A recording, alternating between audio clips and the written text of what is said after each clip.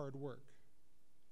Their team-based collaborative environment fosters a culture of service, and employees participate in volunteer activities monthly in the Syracuse community. Mr. Berkey and the Pyramid Broker Company have been long-time supporters of SUNY Morrisville. Mr. Berkey has served on the President's Advisory Council since 2011. He became a member of the Morrisville College Foundation Board in 2018, and he is the recipient of the SUNY Morrisville President's Medal of Distinction for his significant service and leadership to the college. Mr. Berkey also's generous support funds this lecture series and is frequently called upon as a guest speaker on campus. A native of Chittenango, Mr. Berkey graduated from SUNY Delhi in 1972 with a degree in business administration and management. In addition to his service to Morrisville, he also is a past board member of the Morrisville-Eaton Central School District and the Morrisville Community Church. Mr. Berkey and his wife Ginger have been married for 20 years. They have 5 children, two of whom attended SUNY Morrisville, and the joy of having 13 grandchildren. Today, Mr. Berkey will be sharing his experiences and wisdom in a presentation entitled Lessons for a Happier and More Successful Life. Please join me in welcoming Mr. Robert Berkey.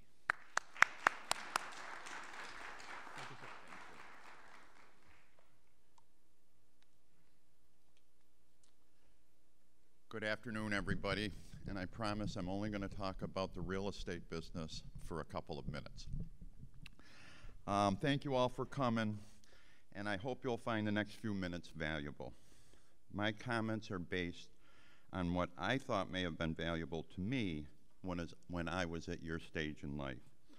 Doesn't seem that long ago, although it's been more than 50 years ago, which is pretty hard for me to believe. It really does seem like yesterday. You just wonder where time goes. I hope you find what I have to say more valuable than my kids do. No, that's not really true anymore now that they're older.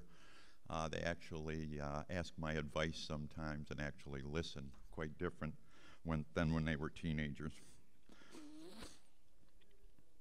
My name is Robert Berkey. I lived here in Morrisville for over 20 years, and 7 years ago we sold our beautiful home on Eaton Street, and we downsized and moved just a short ways away. We now live in Erieville. We loved it here. It's a great community. It's a great college. I'm married, and my wife and I raised 5 children. 2 of them did attend SUNY Morrisville. I attended Delhi, graduated with a 2-year degree in business, had 3 job offers, had planned to go to Albany, was accepted at Albany, but I was tired of being broke, so I decided to go to work at that time. Later in life, I did regret that I didn't continue my education. After graduation, I went to work for a large farm cooperative in a very entry-level sales position. And over 25 years, I relocated 8 times. I worked my way up through the organization, and I did hold a number of different management positions. In my last position with the organization, I was responsible for our retail stores. I was responsible for over 500 of those stores in 11 northeastern states. And when we became responsible for that retail division, that division was losing over $20 million. As a group, we turned those stores profitable, and at that time there became some disagreement with the company's most senior management on the future direction of the company's retail division. I wanted to take the company one way, senior management wanted to take it another way. Because of that difference, my relationship with the company ended, and I will talk a little more about that experience in a few minutes. Shortly after I left that company, I was recruited by a relatively small commercial real estate company. I was recruited to put together a strategic plan for that company and then lead the implementation of that plan. That was over 20 years ago. That's hard to believe. At the time, that company was faced with a number of challenges and issues. First, the real estate business was a business of what you knew about the real estate market was your value. With the information explosion, there was no more secrets. Our knowledge was essentially on everyone's desktop. It significantly challenged the value of our company and our services. Second, many companies at that time were outsourcing the real estate responsibility.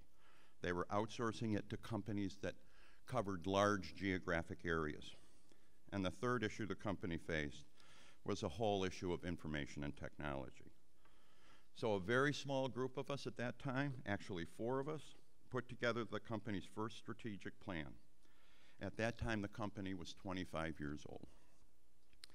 Our plan essentially repositioned the company to work more like a consulting company. Having information was one thing, but using it to knowing how to use that information to make good real estate decisions was something else. This was a significant change and required significant communication to our agents and a comprehensive training program to help them be effective quickly, moving from one role to another. Next, we decided we wanted to build a regional company that was aligned to do business any place in the world. And third, we decided we needed to make a huge investment in information and technology. Today, after 20 plus years, that's still the core of our strategic plan. We update that and refine that on an annual basis, but that still is the core. We now have a management team of 17, and we update that plan annually. We have grown the company to be the largest commercial real estate firm in upstate New York, and through our alliance with Cushman & Wakefield, a global provider of real estate services, we can do business any place in the world. Our business is commercial real estate brokerage. We buy, sell, and lease commercial real estate for clients and customers. As you drive around upstate, you will see our signs on commercial properties that we are selling or leasing for the owners of those properties. Enough about me. I just wanted to provide some background to hopefully give my comments and insights some credibility. Things have changed so much over the last 50 years, and I have learned so much over that period of time. Experience is a great thing, and hopefully you'll find some of mine valuable. In terms of change, certainly the greatest changes that have taken place have been the information explosion, the technological change that changes faster and faster, expectations of people, what people expect in their personal life and what people expect in their professional lives are so different today than they were years ago. Characteristics and traits to be successful in your professional life and those to be successful in your personal life have changed considerably over the years. It used to be, when I was young, you needed one type of personality at work to be successful, and you needed another type of personality to be successful when away from work. When I first went to work, corporate America was a very hierarchical organizational structure, and the management style was very autocratic, tough, do as I say, I'm the boss, don't think, just do. Management fired people easily and managed to a great extent out of fear. Those characteristics didn't work real well at home. That organizational structure and that management style are gone, certainly in the most successful companies today. Today, I believe professional success and personal success and happiness are attained with a set of common characteristics. I believe there are a few major characteristics that determine happiness and success. Let me share with you some of those characteristics and why I believe they can make such a difference in your life. First and foremost is your attitude. You need a positive, can-do attitude. There is just no place for a negative, can't-do attitude. It drags you down, and it drags down everyone around you. A negative attitude gains you nothing and costs you so much. I believe attitude can be so powerful, it can actually keep you alive. Let me tell you a story. My oldest son's name is Robert. Bobby's a pretty focused, determined young man. He did extremely well in high school. He did well academically, he did well socially, and he did well in sports. Bobby was a tall, lanky kid. He was in excellent shape and never had any real health issues.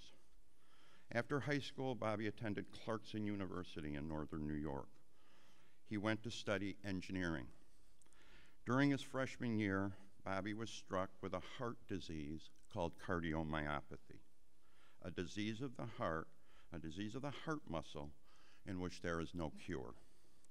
Almost immediately, we had Bobby transported to Columbia Presbyterian Hospital in New York City, one of the best heart hospitals in the world.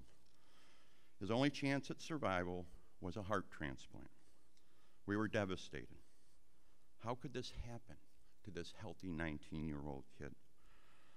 Although devastated at first, Bobby took on an attitude and will to live that I believe saved his life. His doctors would agree. They could not have saved him had he not been as committed as he was to live. Bobby spent 9 months on a heart machine while he awaited the heart transplant.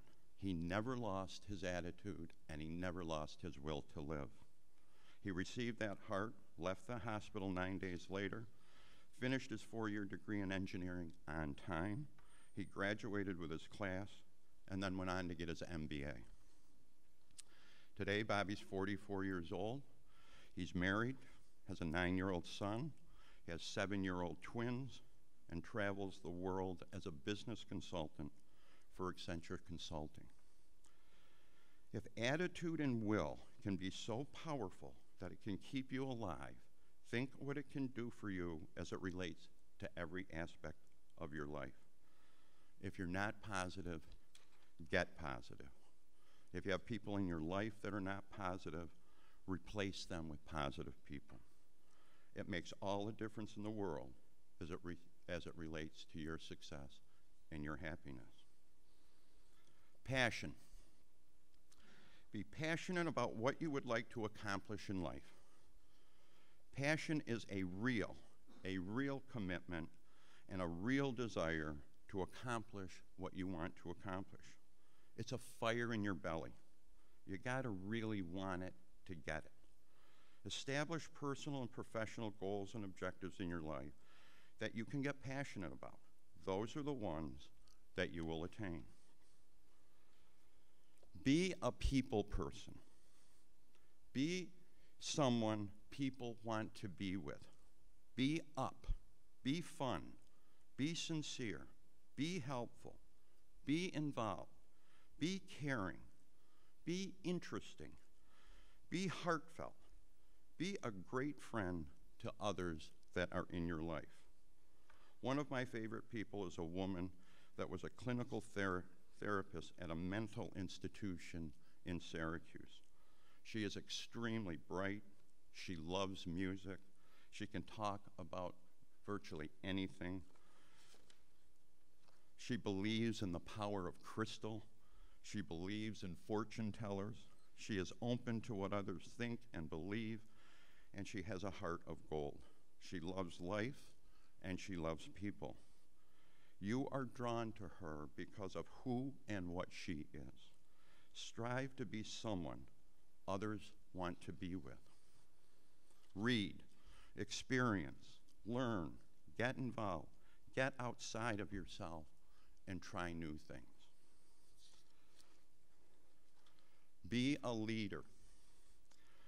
As I said earlier, when I grew up, people followed leaders because of their title, and they also followed leaders out of fear. My dad was the leader of our household. I loved him, I respected him, and to some extent I feared him. Those were the days of discipline. My dad was a big 6'3" rugged contractor, and you just did not want to be disciplined by him. At school, you did as your teacher told you. If you did not, you were quickly suspended. Again, when I entered the corporate world, corporate America had a very hierarchical organizational structure, and bosses were very autocratic. Do as I tell you, or you get fired. Don't think, just do as I told you. Those structures and those styles, both at home and at work, are gone. Today, people follow leaders. They do not follow bosses. They do not follow titles. What is a leader? I would suggest a leader is someone who helps others accomplish their goals and their objectives, and gets others to help them accomplish their goals and objectives. Leaders are team players. They're collaborative. They inspire. They motivate. They challenge. And they empower. As a leader of Pyramid Brokerage Company, I see my primary role as doing everything we can do as an organization to increase the sales of every single agent in our company. The better every agent does, the better we do as a company. We as a company are organized as a hub and spoke, if you can picture that. I'm the hub. The spokes are those on the executive committee. We make decisions as a team. In almost 21 years, there has been only one decision we couldn't come together on that I had to make. Leaders cause you to sincerely believe in yourself, sincerely believe in the unit, and to sincerely believe in the institution or the organization that you are with. Commitment. How committed are you to your current goals? First, do you have specific objectives and goals that you're trying to attain? If not, you should. More about that in a few minutes. Once you establish those goals, you need to make a full commitment to attaining them. I believe most people are somewhat committed, and for that reason never fully accomplish what they would like to do. Many people have big goals and weak commitment. They are committed until it's inconvenient or requires a big sacrifice. What is commitment? It is focus and personal sacrifice. I don't care if it's doing well in school, if it's doing well at work, or if it's having great relationships and friendships. Commitment means focusing on those goals, determining what you have to do to accomplish those goals, and then doing it. Sometimes that means early mornings or late night. Sometimes that means doing things you just really don't want to do. If you know you should be doing something to help you accomplish a goal and you don't do it, you're not fully committed. Every day, give yourself a little performance review. Think of each of your goals. How focused were you on them? And did you do everything possible that day to attain those goals? Have a few goals in your life that you are passionate about and fully commit to them. If you do, there won't be many that you won't attain. Have balance in your life. For the first 25 years of my career, I had no balance in my life. My life was my career. I was totally focused on my job and climbing the corporate ladder. After 2 failed marriages and an identity crisis when I lost my first job, I made some changes. I was shocked when I was let go from that first job. I knew there was some differences with senior management, but I did not think I was going to get fired. I remember the day. It was a Monday. It's a Monday afternoon. My boss asked to meet with me. I walked into his office, and he said, "Bob, because of your passion about where you want to take this company, it would be impossible for you to truly support a different direction and one that you don't agree with. Effective immediately, we will be terminating your employment with this company." I was numb. 25 years. It was my home. It was my identity. I left that building, I got in my car, and I didn't know who I was. 5 minutes before, I was a vice president I had over 2,500 people reporting to me. I was respected in that position, but who was I now? My whole identity, self-image, self-worth was based on what I did at work. A few weeks later, I had lunch with a good friend of mine that had gone through a very similar experience. He said, "Bob, why have we based everything in our lives on what we have done professionally? Why don't we identify with what kind of spouse are we? What kind of father are we? What kind of son are we? What kind of brother are we? What kind of friend are we?" That discussion had a profound effect on me. Shortly after, I started with Pyramid Brokerage Company, and I married a wonderful woman. We raised a blended family of 5 children. We will celebrate our 21st wedding anniversary this October. Today, I brought a much better balance to my marriage, my family, my career, and my friendships. And because of that, I have been happier and more successful in all aspects of my life. Enjoy life. Enjoy life. Life is precious. We spend so much of our lives worried and stressed. The reality is most of what we worry and stress about never happens. Worry and stress zaps energy and causes health issues. I have a very close friend that says, treat every single day as life in and of itself. Live every day as though that is your life. He also says, enjoy every sandwich. We cannot get so overwhelmed with work and school and family and all the things in our lives that we forget to stop and truly enjoy the beauty and the great moments in life. My dad died a few years ago. He died in the hospital with the whole family around him. He was 74 years old, and he died of cancer. I was extremely close to my dad. I was from the time I was a little boy. He was a man of deep faith. He and my mom were married over 50 years. He loved sports, and so did I. He loved hunting, and so did I. And we did a lot together. When he died, the whole family left the room. There was a chair next to his bed. After everyone left, I went over and just sat next to him in that chair, and I put my hand on his. What I experienced was remarkable. I experienced just a flood of memories, many memories, flashes of memories, and all happy, good memories. What I realized is that life is truly made up of memories. Don't miss the great moments in life. Remember, life is made up of years that mean nothing and moments that mean everything. Life is short and it's precious. Don't get so caught up in the day-to-day stuff that you don't appreciate what's really important. Stay in the ring. Don't let the tough times or setbacks stop you. Life is precious and beautiful, but it's also tough.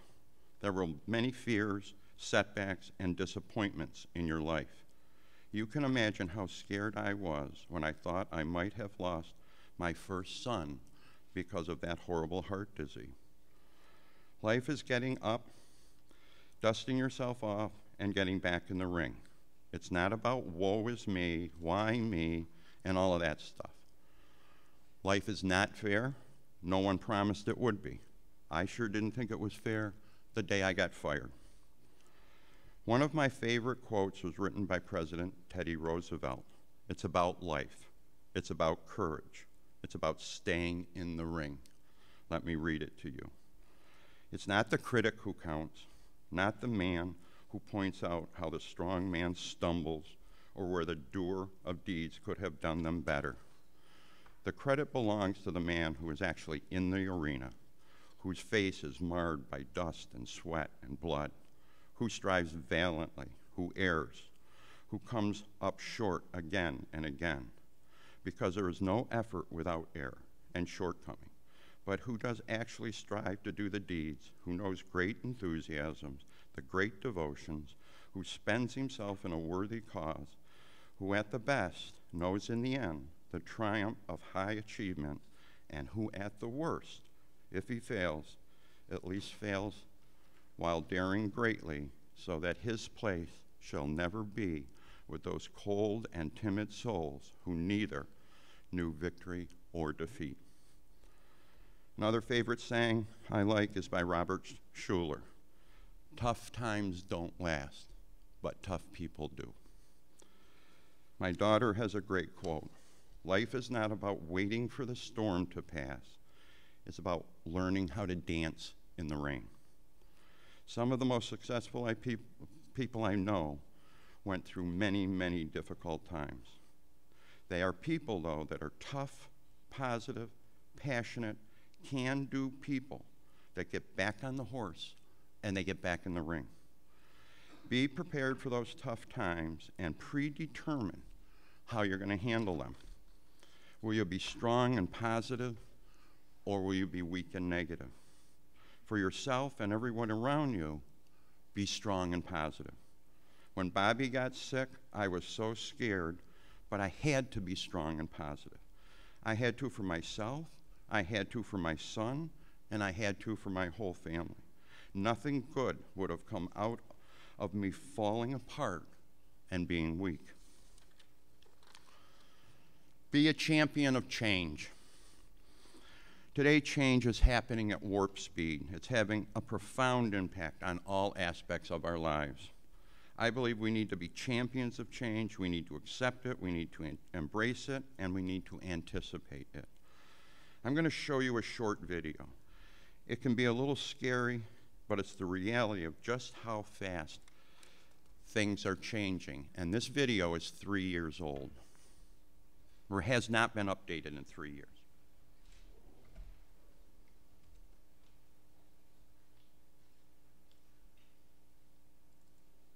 Whoops. Sorry. I already did that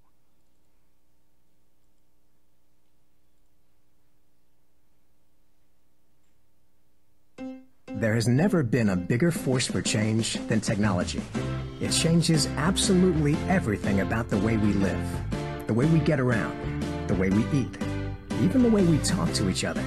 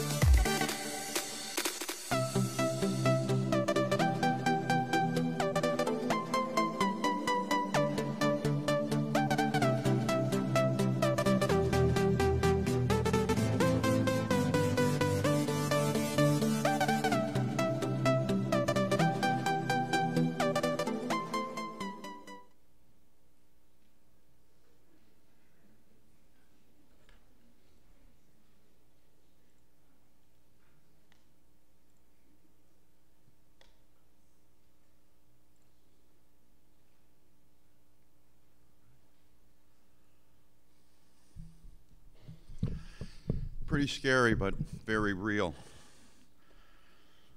How will the amount of change and speed of change affect our futures? Those that anticipate it and find ways for change to work in their favor will be the most successful. I believe those that put their heads in the sand, don't think about it, and don't anticipate it will get bounced around pretty well in life. They will also be left further and further behind. We need to be proactive and not reactive. The last characteristic that I believe is important is the ability to just stop. Just stop and reflect. Life can be a blur. You get so caught up in the day-to-day and all the demands of life that you can feel like you're in a pinball machine. You need to have a process in life where you just stop. Stop to think, stop to reflect, and stop to evaluate. Are you where you want to be? This relates to all aspects of your life. Are there changes you should make? You don't want to look up someday and say, how did I get here? This is not what I wanted in life. I know so many people with regrets. They wish they would have done so many things differently in their lives. And I think that's so sad, and I think it's because they never stopped, never reevaluated, and never adjusted their course. So my advice is set goals and objectives and measure yourself frequently. You know, regretting something you did last week or last month is one thing. Regretting many things over your entire life is something quite different. So, in summary, be positive, be passionate, be a people person, be a leader, be committed, have balance, enjoy life, stay in that ring, be a champion of change, and stop and evaluate. I want to thank you once again for being here. I've certainly enjoyed this. I hope you found the time worthwhile. You're at a great point in your lives. All that awaits you is just unlimited opportunity. I personally wish each and every one of you the very, very best in life. Thank you.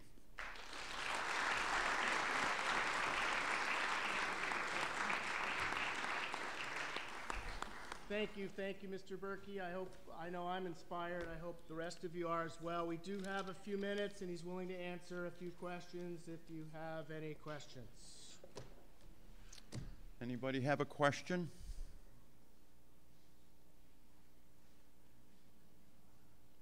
Don't be shy. Have a great life. Oh, we got. Where's your current office? My current office is in Syracuse. I spend a lot of time, we have offices all over upstate New York. I spend a lot of time looking through my windshield. I travel to those offices frequently. I don't do a lot of overnight travel, some. I do some travel to New York. I do some travel to conferences. But most of my travel is upstate New York.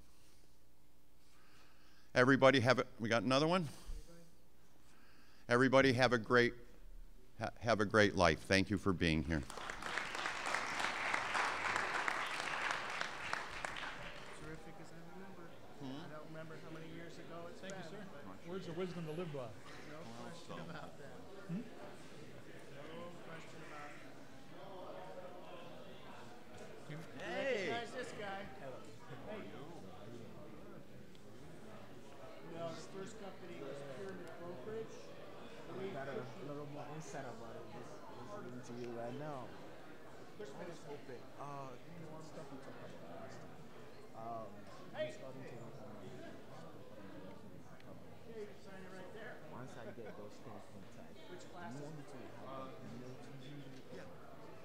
And you know what would be good is emailing them to me and then send me a hard copy and present them. Hello, JC.